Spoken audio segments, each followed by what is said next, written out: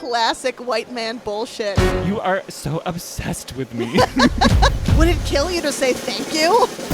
Amazing Technicolor Shitshow. Hello and welcome. This is Amazing Technicolor Shitshow, where we explore the fumbles and follies from all levels of live theater. My name is Elle. And I'm Trev. And apparently we're going to get a little bit messy today. Yeah, that's right. The research that I've done started regular and got messier with every little bit that I learned about this fateful man of yore. All right. I am pumped. This is appropriate because we're a little bit messy at the moment, too. True. We're always a little bit messy. We're frazzled. As performing artists, we just sort of live in a world where we're just kind of always a little bit messy, depending on what project we're working on. That's our charm. That's just why we're charming. But we're kind of coming up on dance recital season, Whoop, whoop. which is a lot of fun. Trev and I both teach dance classes, so recital season always gets a little busy. So next week we're gonna have one of our classic unedited episode, And we're going to do an unepisode next week. I'll leave that flub in just as a teaser of the joy that you're about to put in your eardrums next week. Yeah. Yeah. So next week, you're going to get an unedited one. And now that we have a video component, we'll see what that means. We don't even know what that's going to mean. So we'll just switch back and forth between angles every 3 seconds. Yes. Places. Thank you, places.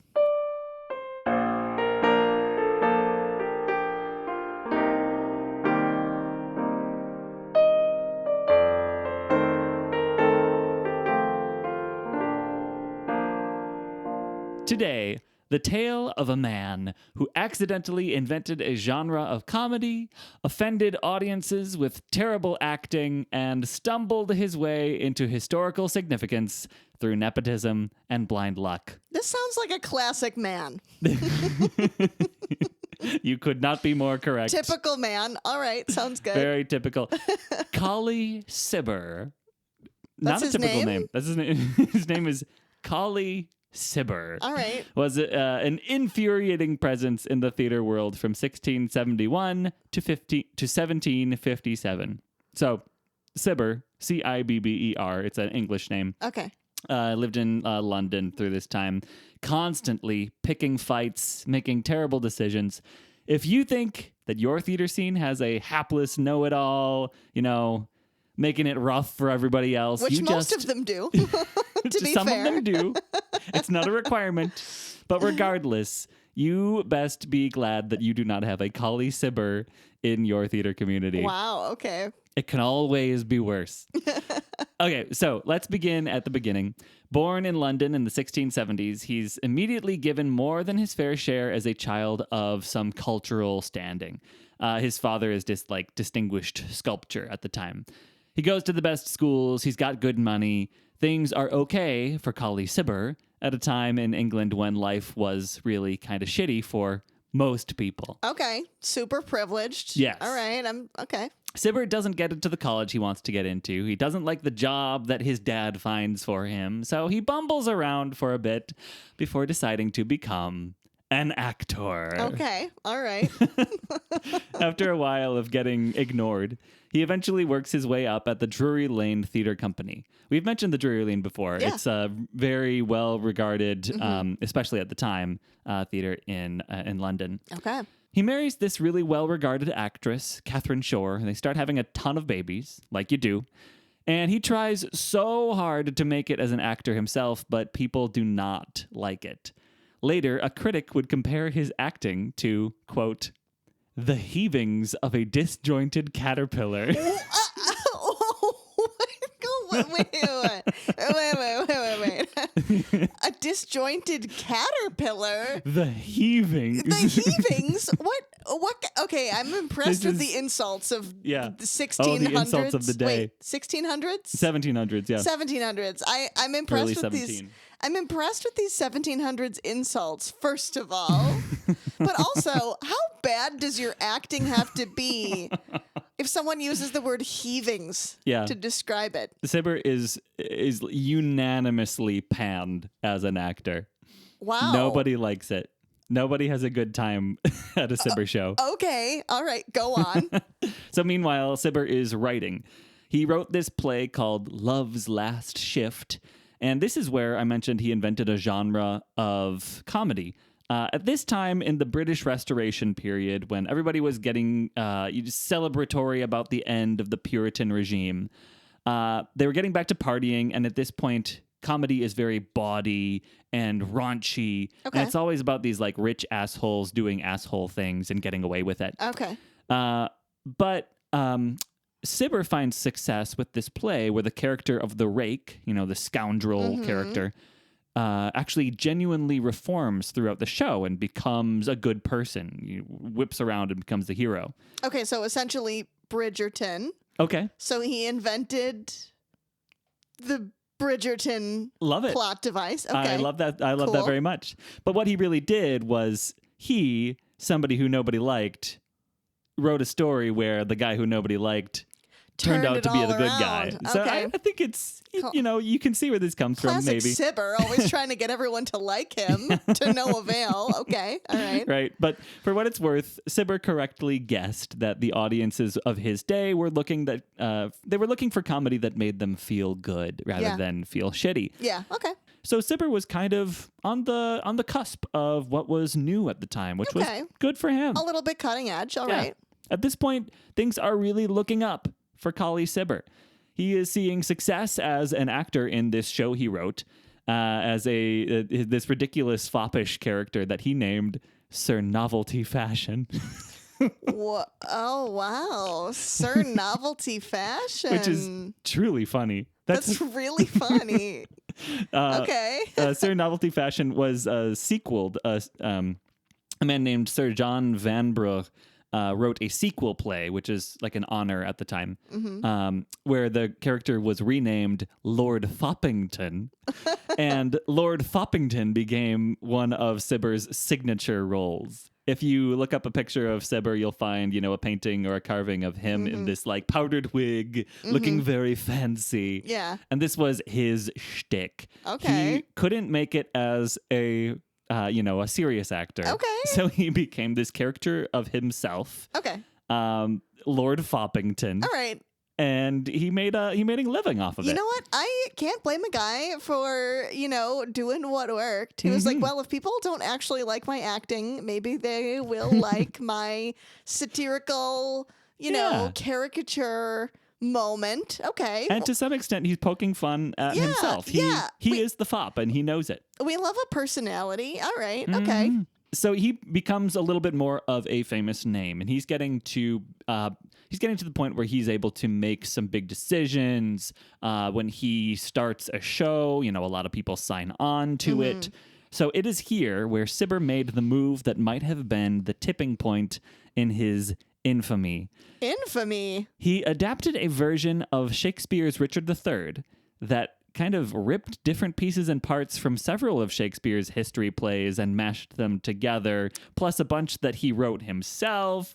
It was a lot shorter and faster in the action, and actually much more violent than Shakespeare's original Richard III. Interesting. He cut characters, he added scenes, he only kept about 25% of the original text. And this is like at a time when Shakespeare isn't the complete works of Shakespeare isn't like specifically agreed upon. There are these different pieces Okay. and parts, the quartos and folios.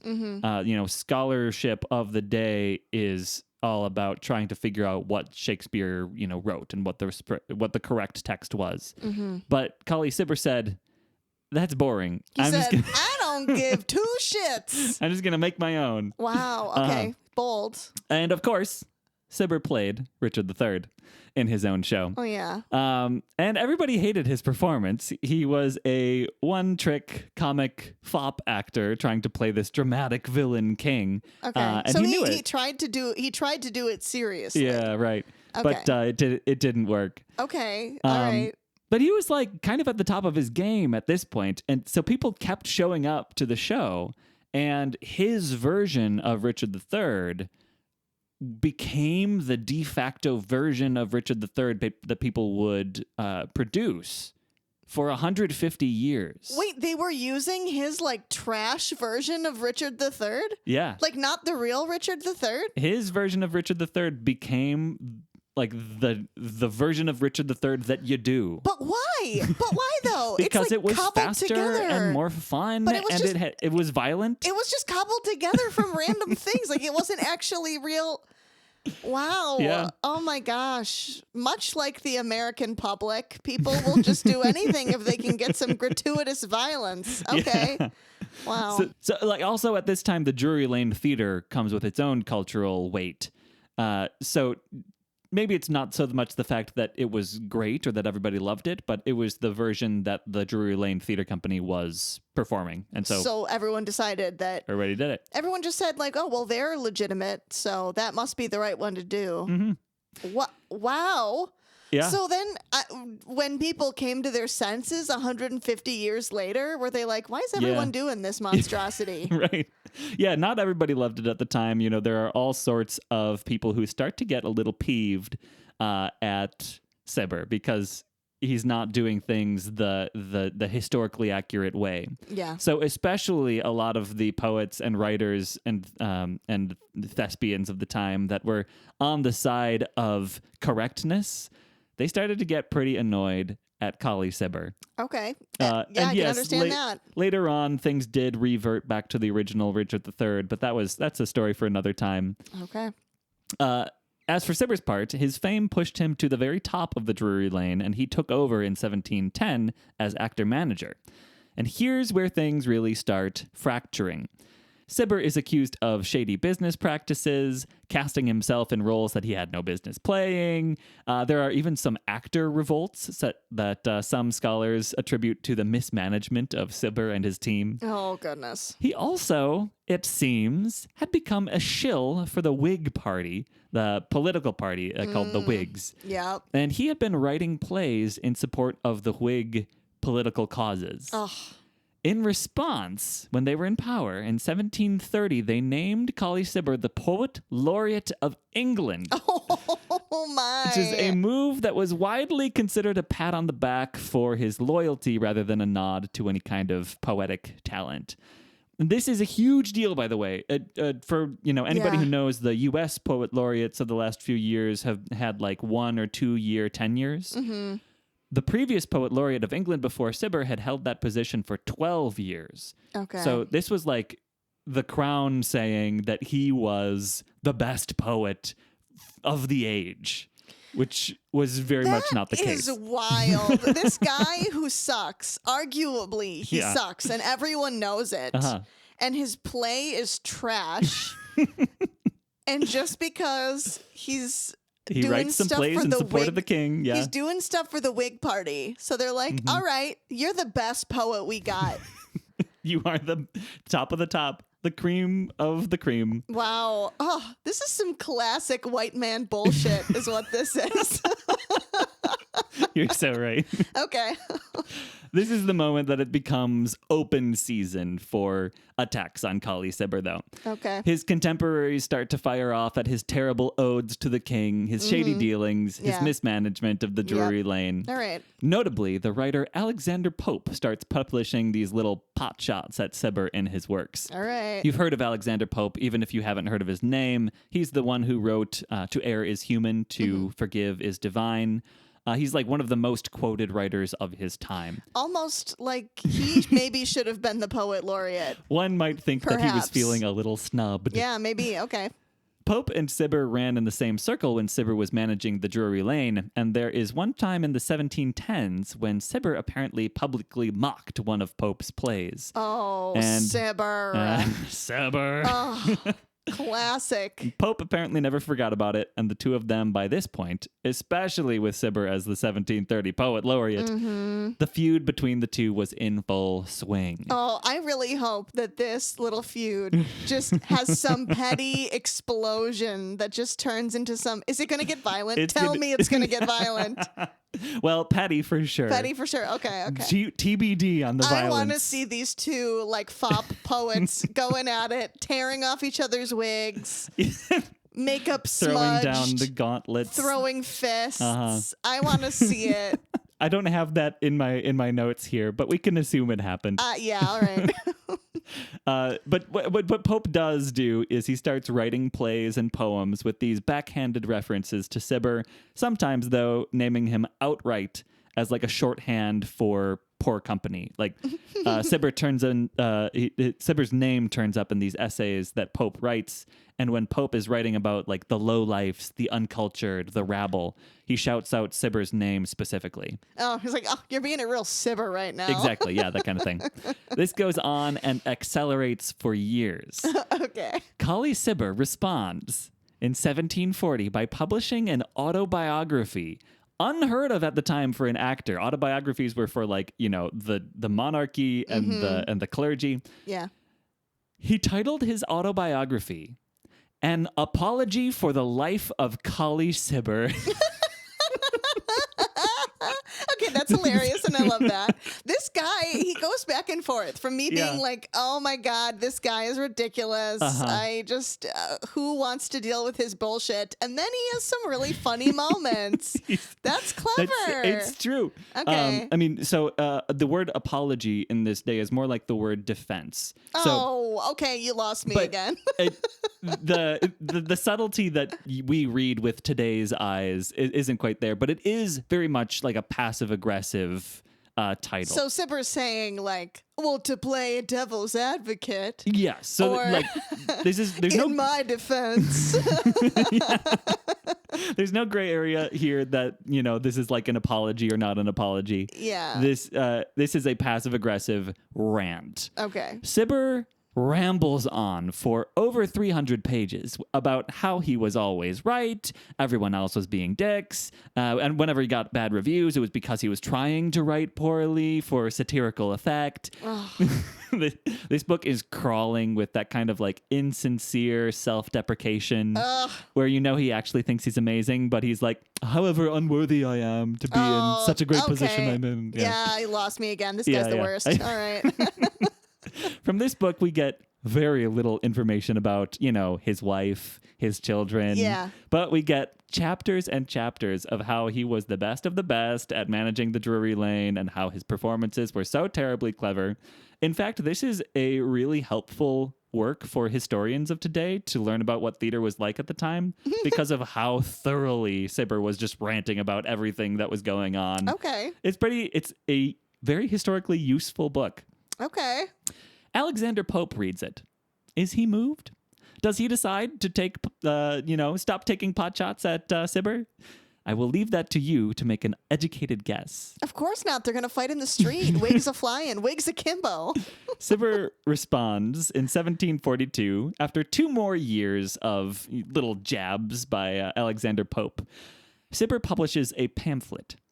The pamphlet is entitled A Letter from Mr. Cibber to Mr. Pope, inquiring into the motives that might induce him in his satirical works to be so frequently fond of Mr. Cibber's name. He's basically saying, get my name out of your mouth, you little bitch. Like, you are so obsessed with me. But this pamphlet is the most scathing thing you've ever seen. Okay. Cibber claims that many years earlier, when he and Pope used to work closely together, this mutual acquaintance took them to a brothel. One thing led to another, and Cibber had to heroically rescue Pope from his dealings at the brothel in order to prevent him from catching an STI. Heroically you know what? This really took a turn. This is now in like Real Housewives vibes. Oh, very. Of like, this is like drama. Remember that time? Yeah. Okay. Absolutely. The story caught fire. Everybody was taking sides. How on earth was Pope going to respond? Like, however, whatever he does to dispel the rumors, the story still exists, and it's like part of the public consciousness. Oh my goodness. Somebody made a wood carving of it. Oh, this gosh. moment of, Cibber like yanking Pope off of a prostitute. There's fan art of this feud. Oh my gosh. Pope made the biggest swing that he could have. He had gained a lot of notoriety for this massive satirical poem that he wrote many years earlier called The Dunciad, which has this character called the King of Dunces, who was based on this other guy named Louis Theobald, whom Pope had a different public feud with. by the time you get to have two different very public feuds with very different people, some people might decide to back down a little This bit. is very Hollywood. Okay, okay. But Pope did not back down. He underwent a gigantic rewrite of the Dunciad, basically recreating it from scratch, but this time with Kali Sibber as the king of dunces. Okay. This guy Pope is like super petty. Like very really, really petty. And it kind of works. Yeah. As far as public instances of this feud, that was kind of that at the time. Kali Sibber's name got twisted up with duncehood so deeply that it's still how people know him, if they know him at all. But maybe Sibber had the last laugh because he outlived Pope by 13 years and seems to have been relatively cheerful in his old age. And modern scholarship has cast a kinder eye on Sibber, giving him credit for the fact that his art made an immense impact on the world. And even if his work was, bad, it was memorable. Yeah. And it made this splash and made an impact on the industry. If you ask me, I think he was probably just a dunce who knew he was a dunce and used that to his advantage. I think he was just a classic man. Yeah. Nepotism. Absolutely. And So much just privilege. Like, so much super privileged. so much permission to just write whatever the hell could he do wants. whatever he wanted, even though he wasn't good or talented. People just gave him whatever he wanted. He made some political choices, got given, a great honor Yes. for the country. Like this is feeling very current Hollywood. It feels- People having feuds. It feels just stupid. Yeah, It's just absolutely. It's just the stupidest little feud. Yeah. Who cares? But obviously, so many people care. It is very Housewives. It's like people can't look away from the dumpster fire. Yeah, like, oh my God, remember that time I literally rescued you from getting an STI? Yeah. We're not talking about that, but you're just trash talking me all the time. You're so Yep. obsessed with me. It's rough. It's rough out there in the theater world. Wow. At least they've got, their writings that scholars now can look back on Yeah. and say, oh, so we know exactly how the theater at the Drury Lane was run Right? between these years because, Yeah. we've got all this writings about it. So. Because nobody before then had the audacity The to petty, write yes, the petty to write an bullshit autobiography of it, for yes. themselves. Yeah. An apology, which An is really, apology. in my defense. I'm so sorry for existing. I'm sorry if you were offended by that thing that I said. Yes, very much so.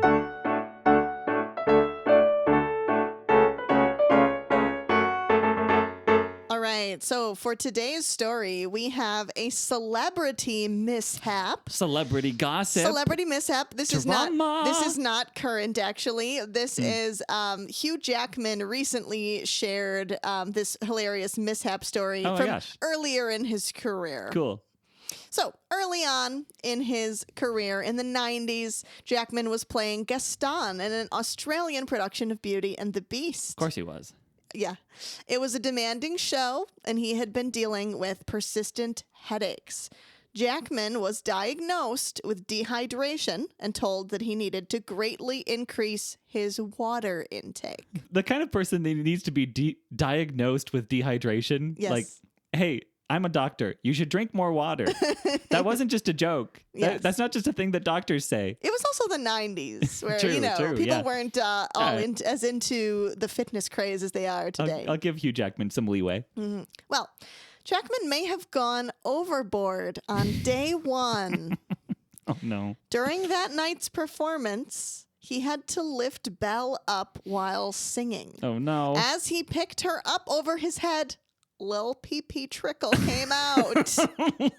Little pee-pee trickle on Lil you, Pee-Pee Jackman. Trickle. Oh, no. Jackman was wearing red tights and Oh. was desperately hoping that maybe it wouldn't be noticeable. Oh, no. He was so distracted by this that he stopped singing briefly for a moment. Belle looked down at him with concern, but he got right back on, of course, because Okay. he's a professional. Mhm. But that's when he really started to worry because he had a really high note at the end of the song. And he just knew that he was not going to be able to keep it in if he had to sing this big high note. Oh, no. He had an important choice to make.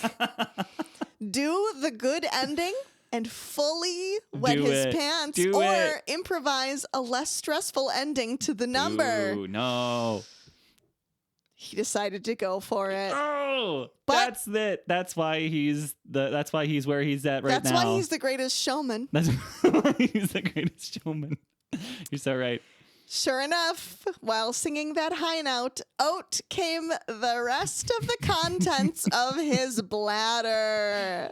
Oh, man. Not only that, he had a few minutes left on stage where he had to finish out the scene. It was at this point that he caught sight of his dresser off stage in the wings, Cool. staring at his legs Yeah. in horror. Yeah. It was obvious the tights were holding nothing back. Uh-huh. 1,500 people had witnessed Oh his my accident. God. Wow. And that just goes to show if Hugh Jackman can come back from that Yeah. True, and true, be true. cast in movies and be Wolverine and be all these, all these incredible roles and Yeah. stage shows and films, and he could become a household name after that, I think there's hope for all of us, quite I love frankly. it. Yep. I think you're right. what I take from this is send it. You Yeah, know, if nobody's getting hurt, send it. Yeah. Just like, who cares? You're embarrassed? Yeah. You went for it. Yeah. Cool. The high note's going to make you pee. You know what? It's going to make you pee. Then that's what's happening. That rocks. Yeah. I've greatly increased in my admiration for Hugh Jackman today. Yes. For pissing his pants. Yeah. For pissing his tights on stage. Yeah, pissing his red tights Yeah. and just being like, you know what? It's happening. I mean, anyone who can hold someone up above their head while they're singing, you deserve to wet those trousers, baby. Piss away. Yeah, I'm still going to be impressed. 5 minutes. Thank you, Five.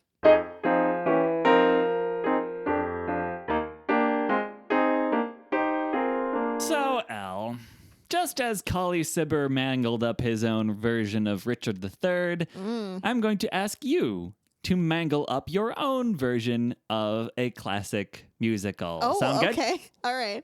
So, what are my goals here? I'm mangling it up. Am I shooting for his goals? More violence Oh, yeah. and Yeah. Absolutely. maybe a dunce character. I don't know.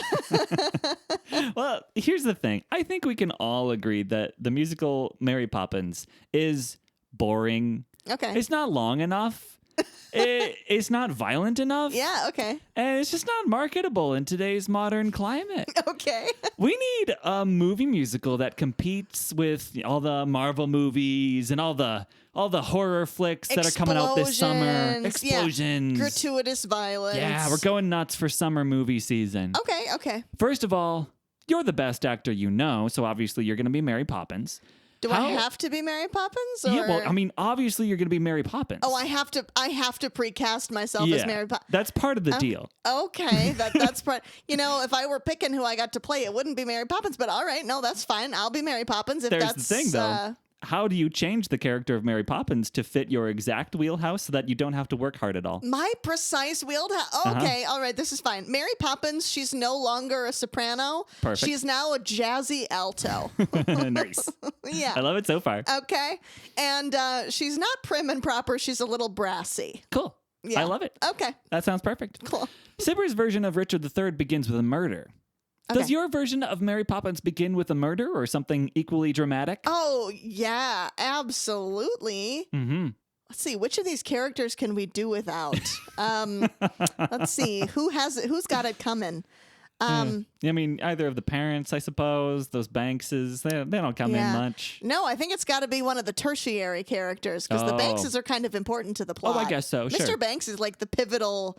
I would argue George Banks is like actually the most pivotal role in Mary Poppins. I think you would. And I will I fight think you with would anyone. argue. I think you would argue that Mary Poppins is the most important character of your Mary Poppins. Well, I suppose, yeah. If I have to do this like an asshole nepotism baby, I This suppose. is your worst nightmare.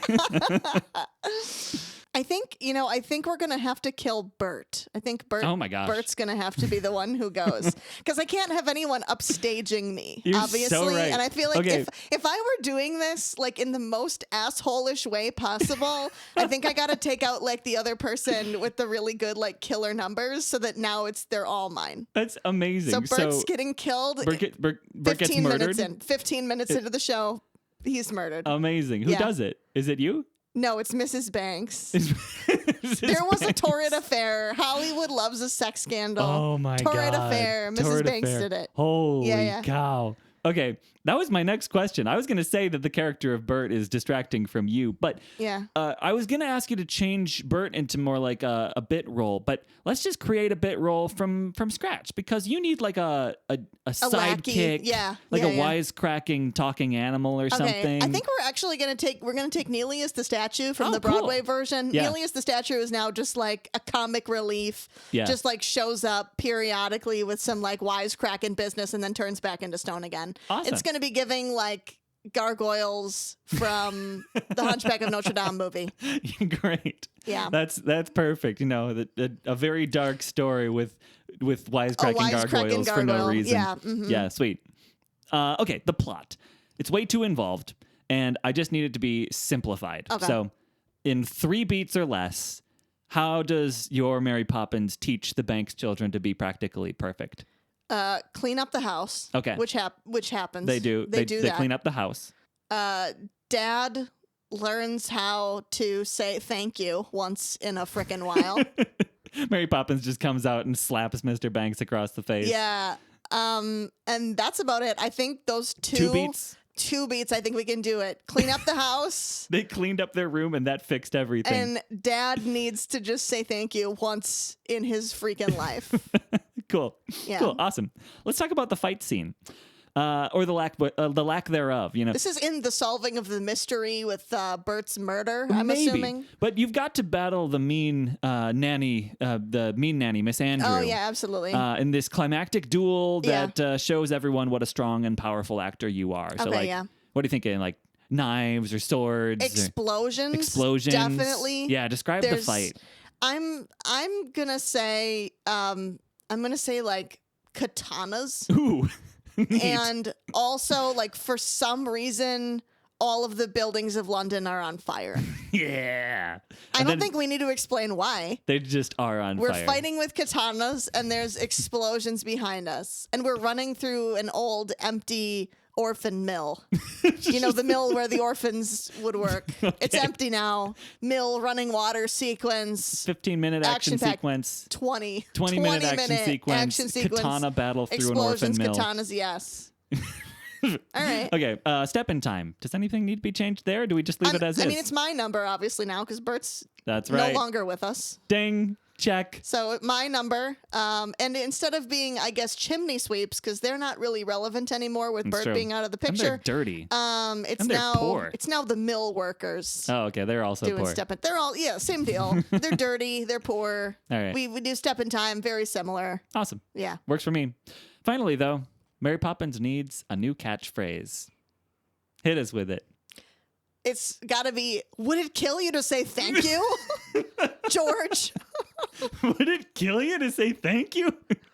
George. You know, wait, even when you're not talking to George, you Yes. just call them George. Yes. Yes. As we always say, would it kill you to say thank you, George? Right. I like it. Yeah, that's it. That's really got a ring to it. I think so. Yeah. Awesome. I think you fixed Mary Poppins. I Nailed think it. it's now a good musical. Yeah. I agree. Yeah. All right. All the jolly holiday penguins. Thank you for your Yeah, contributions. I'd pay to see that. Mm-hmm. Well, that's our show for today. Thank you so much for listening. And if you're watching at home, thanks for joining us here in the Thank you. green room. Send us your theater-related stories. We want to hear all of your tales from the live theater, whether it be mishaps or things that went well, things that went poorly, backstage drama, pit stories. We'll take them all. If you like what you hear, go ahead and give us a good review on whatever podcast apps you use. And of course, tell your friends about us. And if you don't like what you hear, tell your enemies about us, and we'll cut them right out of the step in time number. Oh no, that's the best one. They won't get to do it. Shame. Our piano accompaniment was provided by Paul Thelen, and our stage manager is Daniel Schneider. Again, thank you so much for listening, and whatever it is you're up to, be it on stage, off stage, or in your life, break a leg. Amazing Technicolor Shitshow.